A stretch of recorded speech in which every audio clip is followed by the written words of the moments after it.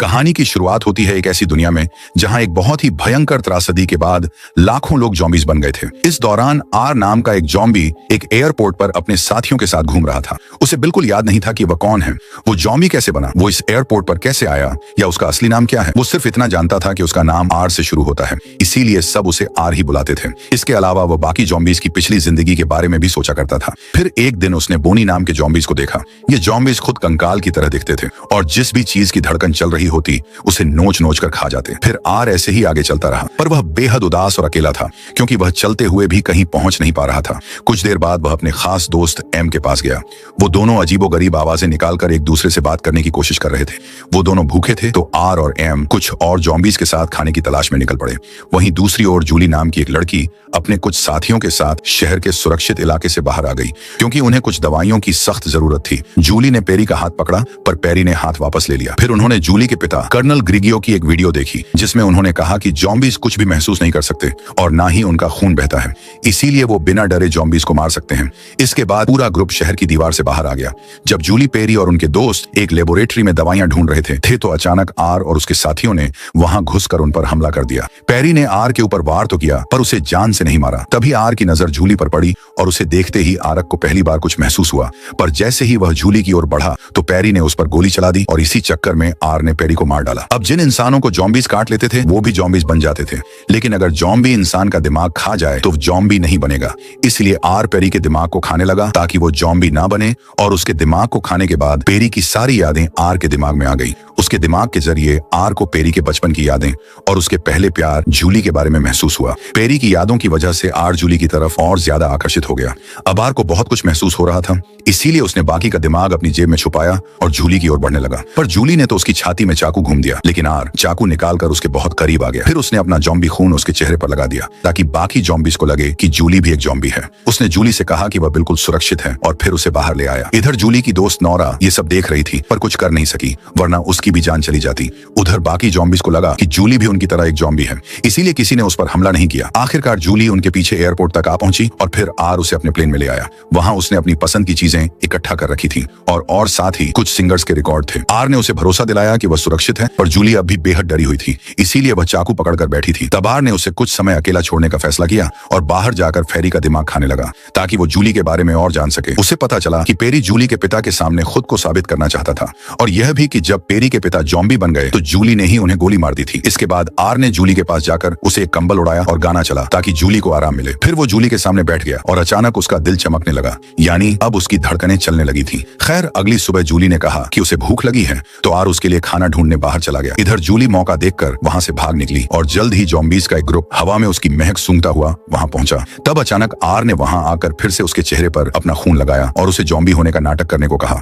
इसके बाद वो उसे प्लेन में वापस ले आया और उसे कुछ खाना और रर दी। ये देखकर जूली भी उस पर विश्वास करने लगी। तब आर ने उससे कहा कि जब तक बाहर माहौल ठीक नहीं हो जाता उसे कुछ दिन तक यहीं छुपकर रहना होगा, मगर सच तो यह था कि आर उसे कभी भेजना ही नहीं चाहता था। खैर जूली राजी हो गई और फिर बाद में वो दोनों एक गाड़ी में घूमने निकल गए। आर को यह गाड़ी किसी बेसमेंट में लावारिस मिल गई थी, इसीलिए वह इसे जूली के लिए उठा लाया। जूली बहुत तेज गाड़ी चला रही थी और आर सिर्फ उसे देख रहा था। फिर जूली ने उसे भी गाड़ी चलानी सिखाई और इस तरह आर ने आम इंसानों की तरह चीजें महसूस करना शुरू किया। इसी तरह प्लेन में लौटकर वह गेम्स खेलकर और गाने सुनकर अपना मनोरंजन करते थे। जूली अक्सर आर से बातें करती थी और उसकी बातें सुन सुनकर आर भी थोड़ा बहुत बोलने लगा था। इधर जूली डांस करती, किताबें पढ़ती और बाहर जाने के समय का इंतजार करती रहती।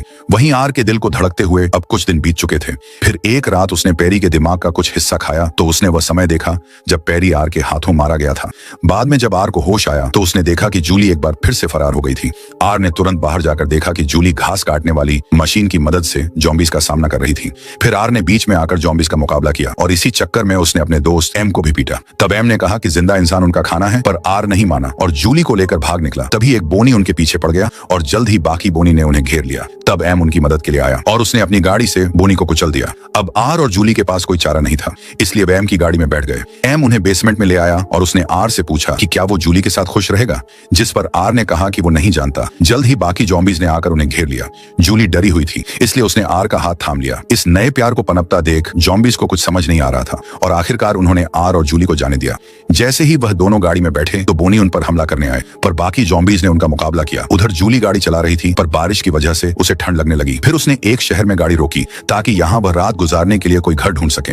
फिर एक घर में जाकर जूली ने लैंप जलाया और आर अपनी पसंद की चीजें इकट्ठी करने लगा। तब जूली को एक पोलर ईड कैमरा मिला तो वह आर की तस्वीरें खींचने लगी, क्योंकि उसे लगा कि अब कोई भी दिन उसका आखिरी दिन हो सकता है।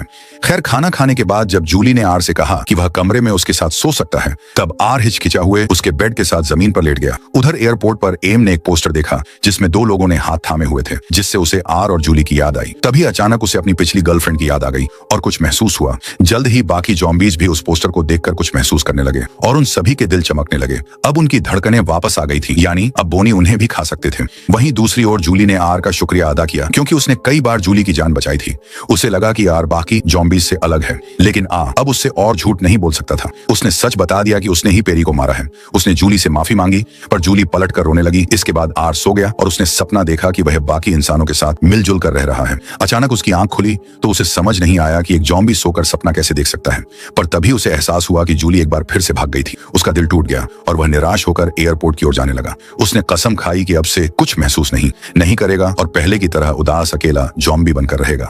उधर जूली की गाड़ी में पेट्रोल खत्म हो गया और उसे चलकर जाना पड़ा। आखिरकार जब वह शहर के दरवाजे तक पहुंची तो फौजियों ने उसकी जांच की कि कहीं वो जॉम्बी तो नहीं बन गई। खैर, बाद में कर्नल ने अपनी बेटी को गले लगा लिया। उधर आर के रास्ते में बारिश होने लगी और पहली बार उसे ठंड महसूस हुई। जल्द ही वह एम और उसके साथियों से मिला जो उसे ढूंढ रहे थे। आर ने तुरंत एम को गले लगाकर बताया कि वह सपने देखने लगा है और उसे चीजें महसूस होने लगी हैं। मगर अब वो एयरपोर्ट नहीं लौट सकते थे, क्योंकि बोनी जो उन पर हमला करने के लिए निकल गए थे। तब आर ने पेरी की यादों की मदद से इंसानों का अड्डा ढूंढा और अपने साथियों को वहां ले आया। फिर उसने सबको वहीं रुकने को कहा और खुद जूली की तलाश में निकल पड़ा। वो जिंदा इंसानों की तरह चलने लगा और पेरी की यादों के जरिए जूली के घर तक आ पहुंचा। इधर जूली नोरा को अपने जॉम्बी दोस्त आर के बारे में बता रही थी। फिर रात को जूली बालकनी में आई तो अचानक आर ने उसका नाम पुकारा। जूली ने हैरान होकर उससे पूछा कि वो यहाँ क्यों आया है।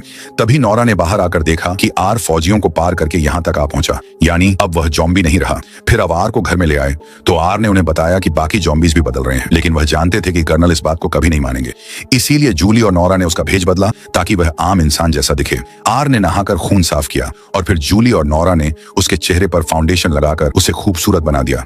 उधर हजारों की तादाद में जॉम्बीज और बोनी शहर में घुस आए थे। इधर जूली, नोरा और आर कर्नल की खुफिया मीटिंग में पहुंचे, मगर फौजियों ने आर को रोक दिया। तब आर बिल्कुल इंसानों की तरह बातें करके बच निकला। फिर जूली ने कर्नल को समझाने की कोशिश की कि जॉम्बीज बदल रहे हैं और हमें उनकी मदद करनी चाहिए, पर कर्नल ने उस पर यकीन नहीं किया। फिर आर सामने आया तो जूली ने उन्हें बताया कि आर ने हमेशा उसकी रक्षा की है, पर कर्नल ने आर पर बंदूक तान दी। जिसके बाद नोरा ने कर्नल की कनपट्टी पर बंदूक रखी और जूली आर को लेकर वहां से भाग निकली। जल्द ही वो एम से मिले और वहां हजारों जॉम्बीज की फौज तैयार खड़ी थी।